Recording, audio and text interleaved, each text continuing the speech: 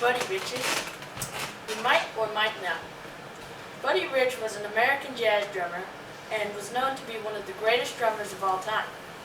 He was born in Brooklyn, New York on September 30th, 1917. Buddy had a great sense of rhythm. At the age of 1, he could keep a relatively steady tempo with spoons.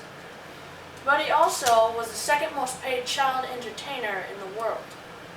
He achieved this feat by playing drums in vaudeville at 18 months of age. As he got older, he became much better, which then led to his first jazz gig. His first jazz gig was with Joe Mansola in 1937, a very historic memory for Buddy. His gig with Mansola eventually led to his first major recording with Vic Scowen, which led even further to him playing with Tommy Dorsey's orchestra and his first confrontation with Fred Sinatra. Sinatra and Buddy became good friends. And later on, Buddy formed his own jazz band with financial aid from Sinatra.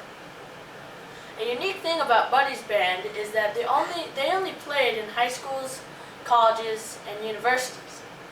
But he also had a very unique way of playing. Buddy played with a traditional drum grip instead of a match drum grip. The traditional drum grip looked like this, and the match drum grip looked like this. The reason why playing with traditional grip is unique is because getting the speed and the right technique to play fast with the grip was and still is unduly difficult. Buddy had the technique, the speed, the groove, the band, the money, and the fame.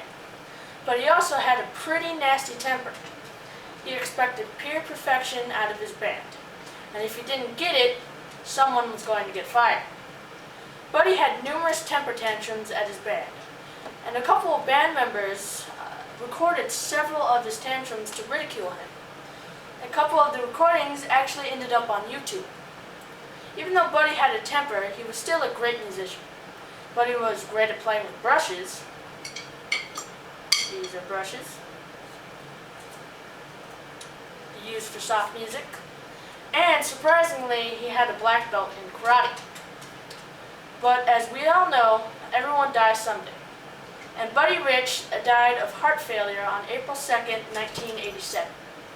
Buddy lived a fulfilling and exciting life, and he still inspires countless musicians to this day. He will not be forgotten as one of the greatest drummers to have ever lived.